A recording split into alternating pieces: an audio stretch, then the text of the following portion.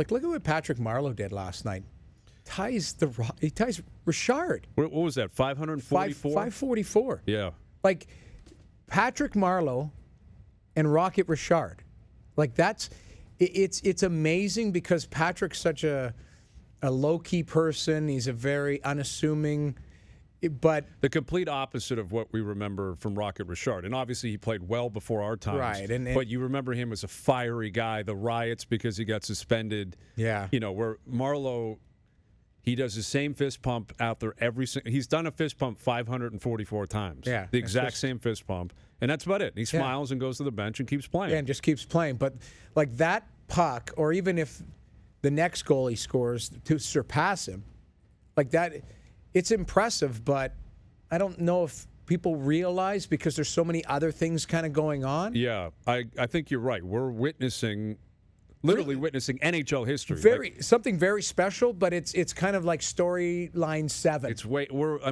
You're right. More people are focused on, Kadri scoring 3 assists last night. And Warner dancing and, is Nylander going to wake up here at some point? There was a lot of different storylines that came out of that drubbing last night, but I know on the broadcast, like we tried to build up Patrick, like because he's so unassuming. Look, he did the bench interview with Kristen Shilton, and it's just like, yeah.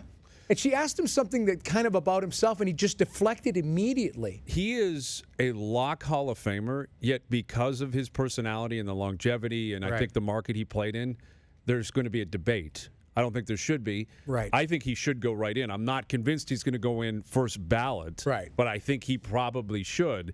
But when it all breaks down, you're going to look at this guy. He's going to be top 5 in games played. I think he's already there. Yeah, the body of work. He's going to be top 25 in goals scored. He's got 2 gold medals. He's, Yeah, the body of work. Doesn't have the cups. No, but he could get one at the end. He could, exactly. Like there's still work to be done here. It's impressive. And they were talking about that on the lunch. Craig was talking about it. And when we discussed the Leafs, invariably we get to the cap situation and future moves and future trades. And Marleau's name comes up every once in a while because they're going to be in a bit of a crunch next year. And he's on the books for 6.25 or 6.5 or whatever it is. And Craig made the point. He's like, if he's committed, if Marleau is committed to playing next year, he is playing in Toronto. Like if he wants to play and he's coming back to play, he's playing in Toronto. They are not going to ask him to move. They're not going to do that to him. And Craig brought that point up. You talk about culture and treating people right. You can't ask Marleau to come in here and set an example, which is what they've asked of him for the first couple of years, and then sell him down the river because, we need to give an extra $1 million to Kasperi Kapanen, so you got to go. 6.25, you were right. 6.25. I think the reason it's always come up as an idea that maybe Marleau wouldn't be here in his third year is just the way the contract was structured. Financially. There's a huge bonus on July 1st, 2019, and next year the cap hit is 6.25, but the real money after July 1st is only like salary 1.25. 1.25, right? Yeah, signing bonuses were quite heavy in the first 2 years. He's got a signing bonus of $3 million. And I think what people looked at was, okay, maybe they have some sort of an agreement. I'm going to retire after the second year. Right. And then the third year, even though I'm retired, you can sell the cap hit to Arizona and they'll take it. And you move that's on. the only way he's not playing here next year. They're not going to him and saying, hey, you need to waive, we're getting rid of you. It's not going to happen. Here's the crazy part about this, too, is he's still producing. Like, this isn't a 40-year-old player. He's 39, but this isn't a 40-year-old player that's, God, he looks like a shell of himself. Like, I thought he had a bit of a tough start, but again, you had some different personnel. He was being moved around the lineup a little bit. Tavares comes in. Like there were some things at the start of the year that made you think, okay, like maybe this is the year the legs fall off, or maybe this is the year that it just doesn't go as well.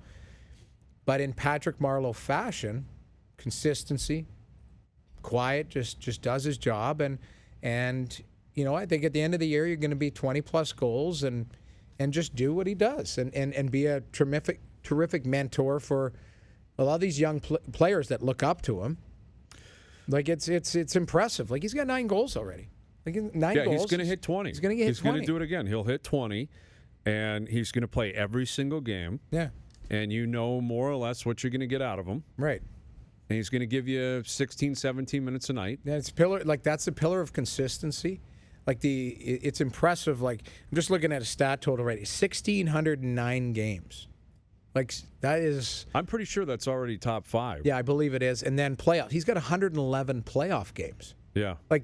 That type of experience goes a long way.